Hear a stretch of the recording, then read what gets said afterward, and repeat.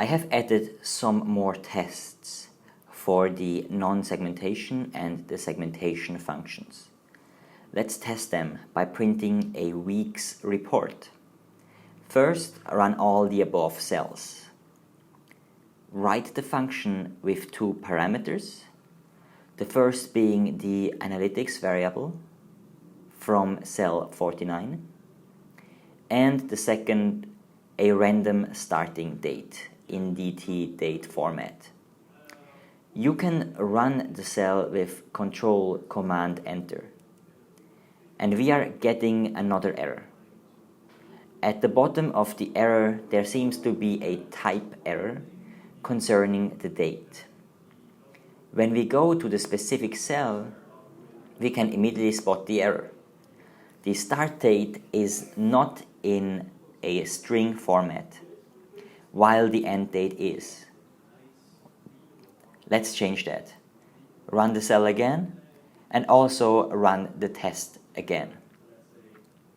We get that week's report in the output cell in a dictionary format with the metrics for each campaign. Nice. We have extracted data from Google Analytics for week 39 in 2016. Change the start date in the segmentation function as well. Since this is a copy of the segmentation function, we would experience the same error here as well. Run the second test date for the non-segmentation function. This week had many campaigns running. The output is a dictionary of data. First, it defines the columns, respectively what metrics and dimensions we asked for. And then it presents the data part with the campaign name, the metrics name, and so forth. At the bottom of the dictionary, we also have the totals for that week. Try to run the segmentation reporting function to see if this function works now. We are again seeing the type error concerning the date. This is because we did not run the segmentation reporting function cell after we fixed the problem. Well, let's do that now and try again. Another error, this time an HTTP error regarding the name expression.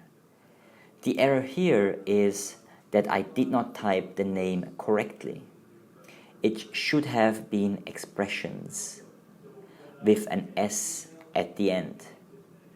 Run the cell and try again. It worked. And the second test works as well. The output is a dictionary with the same format as before, just with different metrics and segmented for paid traffic only. Thus, sometimes you need to do some trial and error runs until you got it right. However, the error syntax is usually quite good, and you can find the error swiftly. Also, you need to test your functions and check if the output is correct.